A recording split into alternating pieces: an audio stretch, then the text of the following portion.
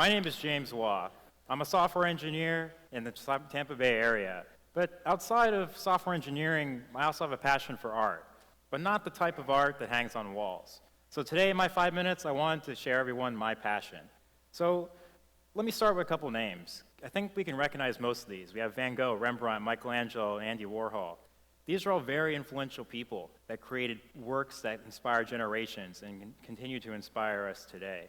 Let's look at Andy Warhol in particular, the master of pop art, as they called him. He inspired audiences and captured Americana with works like the Monroe Triptych, the Campbell Soup Can, but he also used cars in his works. And honestly, if he wanted to capture Americana, why wouldn't he? A car is one of the most recognizable pieces of a decade. Now here's some other names. We have Harley Earl, Lee Iacocca, Ferdinand Porsche, and Bill Mitchell. Bill Mitchell in particular is responsible for designing or influencing the design of over 70 million cars. But chances are we've seen at least some of his designs. Lee Iacocca, of course, being famous for designing the Mustang. Now, like the artists I mentioned previously, their pieces also sell for millions of dollars. There's also shows, there's parades, there's museums for just a celebration of their pieces. But oftentimes we see them on the side of the road, classic cars. But I don't think this should be the case.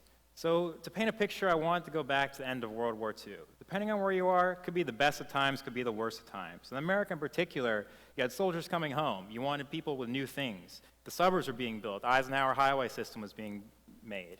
So on top of that, you had a lot of new inventions, such as the television, such as the computers just getting started, the transistor, jet engines, washing machines. All these new things inspired the public to have a vision of the city of the future. So with this, cars had to evolve too. I mentioned before about the Eisenhower highway system. Cars had to move across the country. They had to move from city to city, not just from work into back. So they had to perform. And they also were styled in the sense of the public fascination with space. So we hear sometimes about the Charles Babbage and Ada Lovelace being the first computer designer, first computer programmers. But how about the first fuel-injected engine? Every car designed today has some type of fuel injection.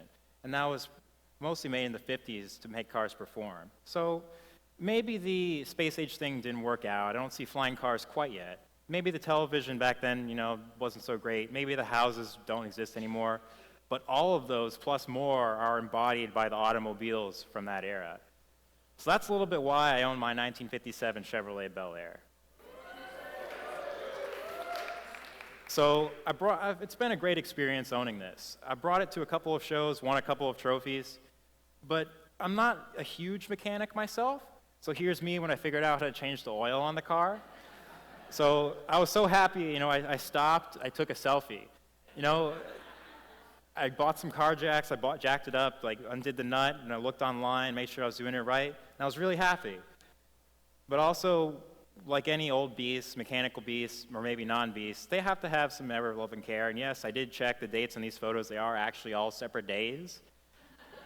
Where, sometimes owning a classic car, these pieces of art comes with extra complications, but that's okay. So some people ask me, James, how'd you get into classic cars? Well, here's an image of my grandfather. The ripe age of 21, saves up all his money and buys a brand new 1969 Corvette. He races it, he drags it, he races everyone he knows. And I think the stories that he told me inspired me to own my classic car. So here he is 40 years later, next to mine. It was really great to share this passion with him on just an appreciation of an American automobile. So that's just me. It doesn't have to be, these 60-year-old cars. Here's a group in the UK that wanted to break the world record of a number of Mazda Miatas in a single location. And being a Miata owner myself, I think I can understand the passion behind these cars. They've been inspired by the British roadsters of the 60s. And also, here's another image I like, by an artist I like. So you think of the internet, right? You think of cats shooting lasers or cats shooting lasers on unicorns. And if you wanted to embody the spirit of the 80s, just as the vaporwave aesthetic here, you would also maybe choose a car from the era. Like on slide 88, they were talking about Back to the Future, right? You probably think of the DeLorean, of course, right? So how can we appreciate cars more in Tampa and St. Pete? Well, we're in a really great city. I mean, how many cities can say they have a Grand Prix once a year, right? That's really amazing. So I encourage everyone who hasn't gone out to that, well, first bring some earmuffs to that one, but check it out. Also, the Rotary Club International, Lake, has a great car show, over 200 cars in John Chestnut Park up here above Clearwater. Gone there a couple times, always really fun. So that's a little bit about why I enjoy classic cars and why I think they should be appreciated as what they are, which are art pieces. And I encourage everyone to do the same and at least check out some automotive history in the future. Thank you.